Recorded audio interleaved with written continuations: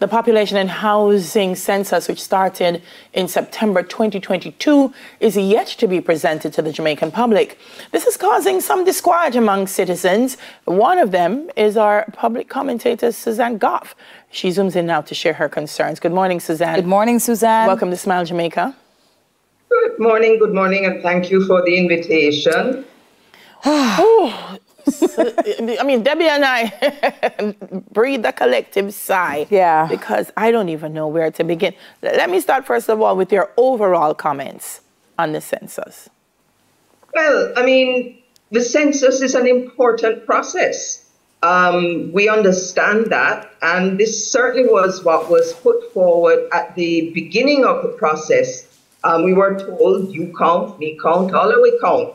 And we were encouraged to make ourselves accessible to the census takers when they came, to answer all the questions, and that this collection of data, which is done every 10 years, is an important exercise in providing information for the government to be able to design policies and make decisions.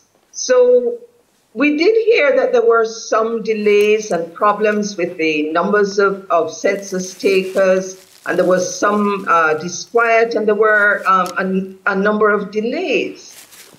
But I have to say that I was very concerned when on the night of the local government elections at the press conference that the government held, the JLP held, journalist asked Minister Clark about the status of the census, and he responded that the data collection had been completed, that the analysis was now being done and was nearly at completion. But I knew I hadn't been counted, and I knew that there were various other people in my family, etc., who hadn't been counted. And I made a post on Twitter, and a lot of people were responding. No, they hadn't been counted. Their family hadn't been counted. No one in their area or community had been counted. No one had come to their apartment complex. And so it was obvious that, no, all of we weren't counted. And this isn't satisfactory. And then I heard MP Robinson in his budget speech mentioned that he had information that only around 1 million people had been counted. Now, my concern is, given that we were told how important it was for everyone to be counted, what exactly is the current situation? How many people have been counted? And if we all haven't been counted, what impact does that have on the validity of the information that the government will have to make these important decisions? Oh, those are some very, very, very good questions, Suzanne. What do you think, though, is the reason why we haven't gotten an update yet, in your opinion?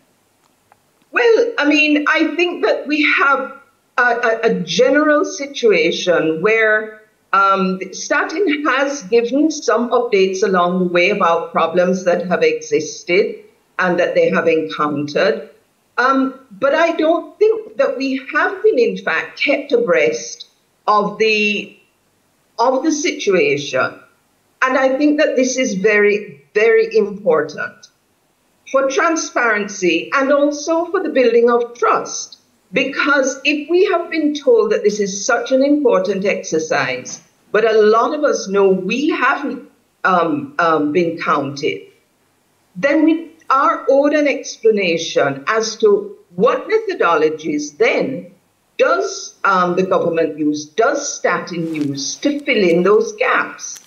I'm very pleased to see that Director General Carol Coy of Statin is going to be having a press conference at 10 o'clock this morning to give an update about the status of the census. And I suspect that after that press conference, we will have a better idea and a better understanding of what has happened and what has been put in place and whether or not that is satisfactory. But I think that one of the things that has to be remembered in all of these processes is that the public is your audience. The public must be kept abreast. We are participating in this process. And if we are not aware of what's going on, then it does lead to some confusion and some level of distrust. One of the things I'm hearing from you, Suzanne, is we want to find out more about the process and the evaluative process. What's the formative data? How is it going to be evaluated? So are there other things that you would expect from the director coming out of the press conference? Like if you were there and you had to ask a couple of questions, what are some of the things that you're hoping at the end of the press conference will be clearer to us as the public? Well, I think a starting baseline would be how many people were actually counted. Okay. And how far from the goal is that number? And how does this impact the effectiveness of the data that has been collected? I would want to know what methods have now been put in place or have been used to fill those gaps in the data. And are those sufficient?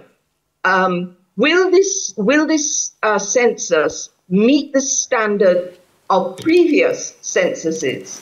Or are we going to be in a space where, okay, it was done, but it's not as good as it should have been, and that this is going to affect us in some way?